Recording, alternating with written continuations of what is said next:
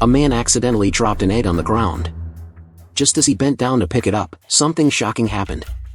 The egg cooked instantly right on the floor. Before he could even recover from the shock, the ground ahead of him cracked wide open, as if something underground was about to break free. Sensing danger, the man quickly jumped into his car and sped away. The next second, a natural gas pipeline beneath the city erupted, sending massive flames roaring into the sky. In the blink of an eye, the fire swallowed nearby houses. Then, the ground began to collapse on a massive scale, and skyscrapers on both sides of the street crumbled like dominoes. Thankfully, the man's driving skills were extraordinary. Again and again, he narrowly escaped disaster. With one final push on the gas pedal, he managed to drive out of the sea of flames just in time. Shaken but alive, he got out of his car, only to find the entire city had been reduced to ruins. But what the man didn't know was that the real disaster had only just begun.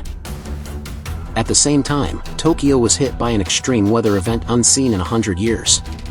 Giant hailstones crashed down from the sky, and those who couldn't find cover in time were left helpless. The city suffered a devastating blow. Meanwhile, on the beaches of Brazil, something even more shocking unfolded. A man suddenly noticed a powerful wave of freezing air sweeping toward the shore. Within seconds, the ocean itself froze solid. Terrified tourists ran in all directions. But for those who moved too slowly, their bodies froze instantly, like statues of ice. And far away in the desert city of Dubai, an even stranger sight appeared. A place known for drought was suddenly struck by a massive tsunami. In the face of nature's fury, humanity could do nothing but watch their homes disappear under the waves. But what exactly was happening? It turned out that, to counter sudden extreme weather on Earth, countries around the world had joined forces to create a massive weather control system.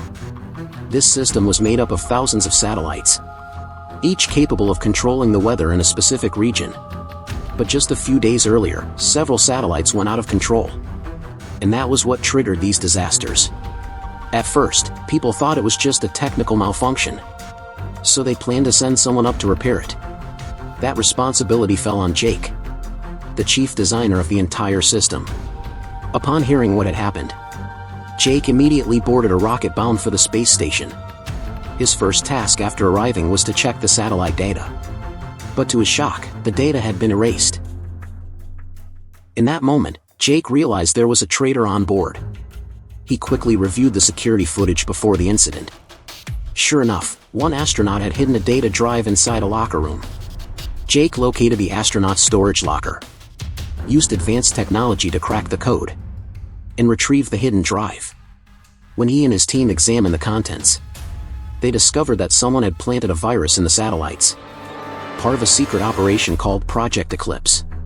But the astronaut had already been silenced, which meant someone else was pulling the strings. To uncover the mastermind, Jake contacted his brother Max, who was working as a coordinator on Earth. Jake explained the situation, and warned Max not to trust anyone. The person behind this was no ordinary figure. Max then turned to his girlfriend, Sarah. Sarah worked as the president's security aide, giving her access to restricted systems, including Project Eclipse.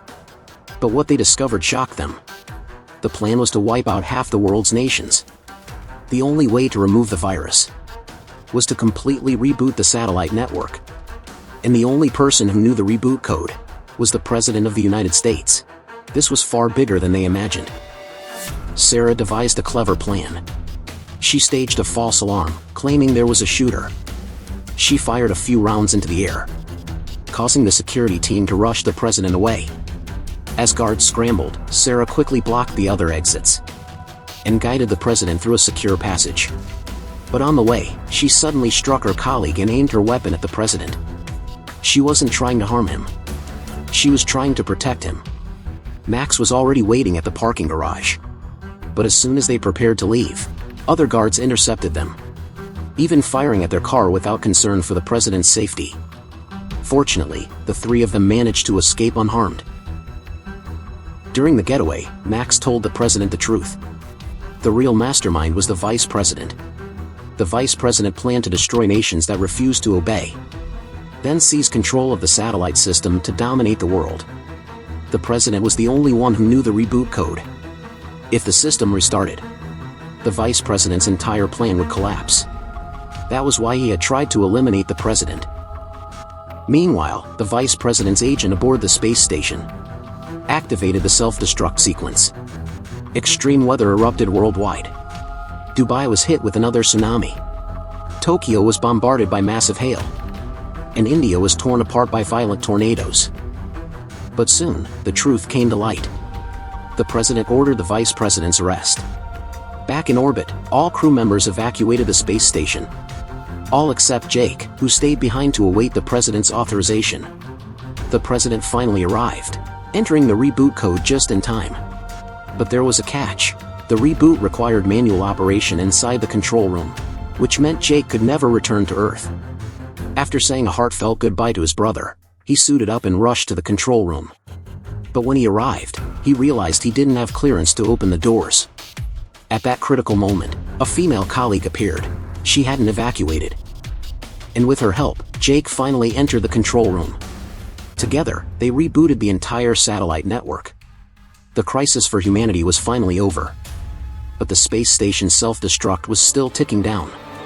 Just then, Jake noticed a nearby satellite still intact. With no time to waste, he and his colleague climbed inside, using the shockwave from the explosion to propel themselves away from the doomed station.